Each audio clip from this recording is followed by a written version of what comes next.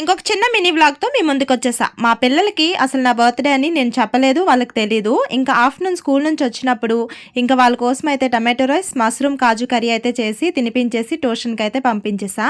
మా రిసి ట్యూషన్ నుంచి వచ్చే లోపల ఒక 10 రూపీస్ బిస్కెట్ బార్బున్వి ఒక 5 తీసుకొని అందులో కొంచెం మిల్క్ని యాడ్ చేసేసి ఈ విధంగా కన్సిస్టెన్సీ వచ్చిన వరకు చూసుకోవాలి. అందులో ఒక ఈనో ప్యాకెట్ని యాడ్ చేసేసి ఒకసారి మిక్స్ చేసేసి ఒక ప్లేట్కి ఆయిల్ని అప్లై చేసేసి ఒక గోధుమ పిండి కానీ బటర్ పేపర్ ఉంటే బటర్ పేపర్ని కానీ పెట్టుకోవచ్చు.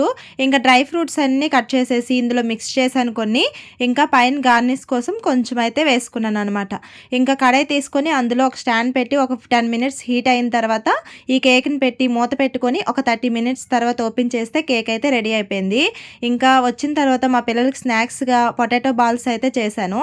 ఇంకా ఈ విధంగా నా బర్త్డే అయితే మా పిల్లలతో సెలబ్రేట్ చేసుకున్నాను. మరి మీకు నచ్చిందా?